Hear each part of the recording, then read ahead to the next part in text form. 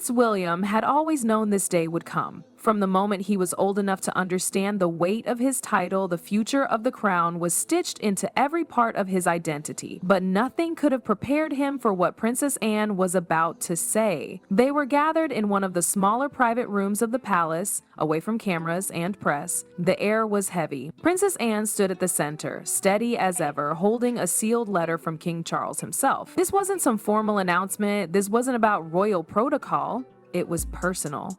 And it would change everything. King Charles had spent his entire life waiting to lead, only to find himself overwhelmed by the burden when the moment finally came. His cancer diagnosis, hidden from the world for months, had forced him to reconsider everything: the legacy he'd leave behind, the family he'd built, and the future of the monarchy. The letter Anne held was his final message. William sat upright, eyes fixed on her. Everyone in the room expected the same thing: that Charles would pass the torch directly to his son, the rightful heir.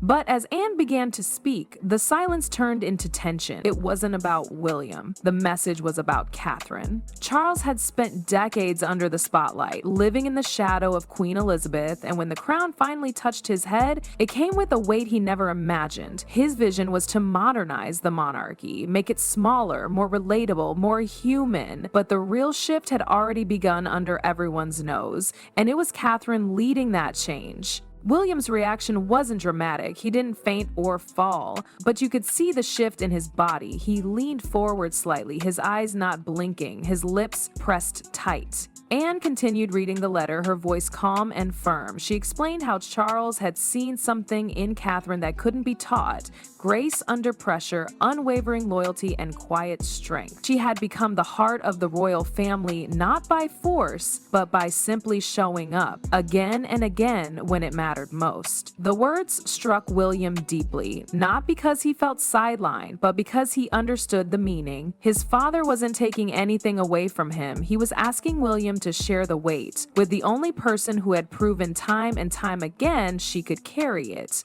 Catherine didn't react immediately. She stood beside William, one hand resting on his back. No tears, no dramatic gestures, just stillness, calm. The way she always handled everything. From her early days in Berkshire to the halls of Kensington Palace, she had never chased the spotlight, and yet here she was, being chosen not because of her bloodline, but because of her character. Anne paused before reading the next part of the letter. Everyone could feel it. The moment was historic, even if no cameras were rolling. Charles had written that legacy wasn't just about names or titles, it was about trust. He trusted Catherine, not just to support William, but to guide him, to lead beside him, and when needed, ahead of him. That idea hit harder than anything. For centuries, royal tradition had followed one rule: the monarch leads, the consort supports. But this message turned that idea upside down, and not just because of sentiment, but because Catherine had already proved she could do it. She didn't ask for this. She didn't need applause. But now, all eyes were turning toward her, not with skepticism, but with something that hadn't been seen in a long time: genuine belief. And in that quiet room, history started to shift,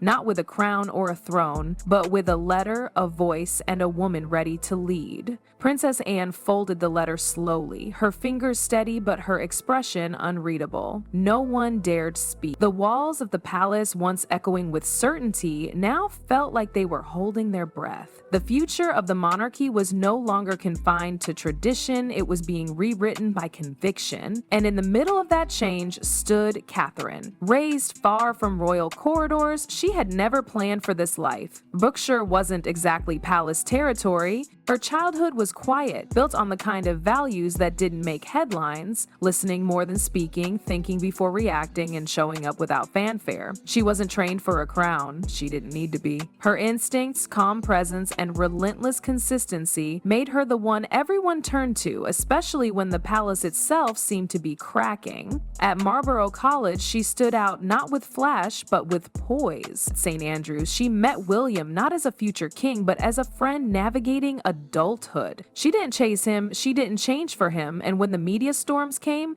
she didn't flinch. Catherine remained still, as if she understood from the start that surviving the spotlight meant never letting it define you. Her time in the public eye hasn't been marked by scandal or spectacle. She walks into hospitals without cameras trailing behind her.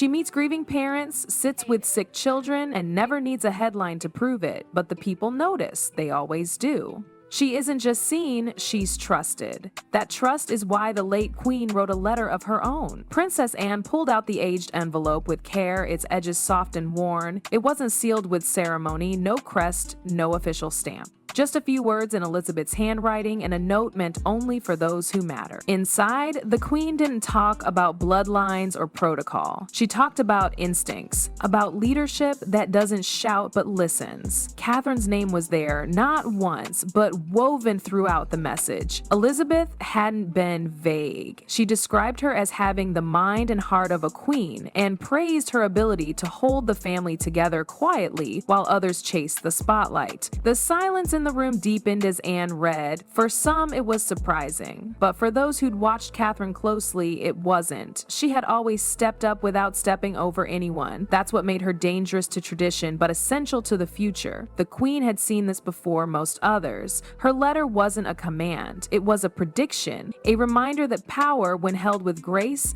doesn't have to announce itself. William's eyes stayed fixed ahead. He hadn't moved since the first letter. You could see the weight settling deeper. His father had trusted Catherine. His grandmother had praised her, and now the room itself seemed to tilt around her. But Catherine never looked unsettled. She didn't bask in the moment. She didn't blink under the weight of legacy. She knew this wasn't about her winning something. It was about responsibility she had already accepted long before it was spoken aloud. Anne placed the Queen's letter beside Charles's. No one reached for them. No one said a word. In that stillness, it became clear this wasn't just about who would wear the crown. It was about who had already become the heart of it. And though the throne remained in place, its direction was beginning to shift, guided not by tradition alone, but by the quiet strength that had earned the crown's trust.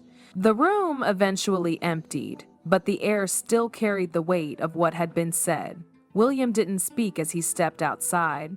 His thoughts moved faster than he could process. Everything he'd been raised to become, every responsibility, every expectation, it was all still there. But now, it shared space with something else. Catherine's influence wasn't a surprise to him. He'd seen it over the years, the way people responded to her, not just out of respect, but out of something deeper, trust. She didn't need to raise her voice or command attention, she just had to walk into a room and be present. And in that presence, people found something the monarchy had been missing, authenticity. But it was also that quiet strength that made things complicated, because with admiration came pressure. Whispers turned into questions. Would Catherine lead? Should she lead? Not just beside William, but ahead of him in the eyes of the public. The palace had noticed, so had the press.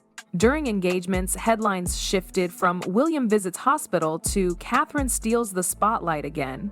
During speeches, cameras found her expressions. Crowds leaned closer when she spoke. She wasn't just the Duchess, she was becoming the monarchy's emotional center, and William knew it. He wasn't jealous, he was proud. But pride didn't erase fear. What if his legacy became tied not to his leadership, but to hers? What if his role shifted from being the crown's future to the man beside the woman who truly held the people? Their marriage was built on something real. It had weathered media storms, long-distance stretches, and unbearable scrutiny. But power, even unspoken power, changes things. Catherine never asked for more, but the more she did, the more people wanted from her. The more they saw her as the symbol of what was next. There were murmurs in the palace, advisors wondering how to balance it all. Could they present a monarchy where the queen consort wasn't just supportive, but central? Could William accept that role without feeling diminished? He didn't need an answer right away, but he felt it, the pressure. Not to compete with Catherine, but to redefine what leadership in the monarchy actually meant. Because if she was the heart, he had to be the spine. Strong, steady, supportive in a way the monarchy hadn't seen before. Behind palace doors, conversations were shifting. Catherine was being briefed more often, trusted with sensitive matters, asked to represent the royal family at events traditionally reserved for senior monarchs. It wasn't ceremonial, it was practical. She got things done. She connected. She inspired trust without demanding it. And all the while, she stayed grounded. Even when the cancer diagnosis came, she didn't ask for sympathy. She stepped away from the spotlight quietly quietly. When she returned, it was with clarity, not dramatics. Her voice cracked, but her message was clear. She wasn't just recovering, she was still leading, just in a different way. William watched all of it. He didn't try to control it, he just took close, protected her from the noise. He knew the eyes of the world were back on them, watching every gesture, every glance. But when he reached for her hand in public, it wasn't performative, it was instinct. The monarchy wasn't crumbling, it was evolving. And while the crown still gleamed under tradition, its future was being quietly shaped by a woman who never chased power, but proved she could carry it. And beside her stood a man who understood. Real leadership sometimes means knowing when to lead and when to make space for someone stronger.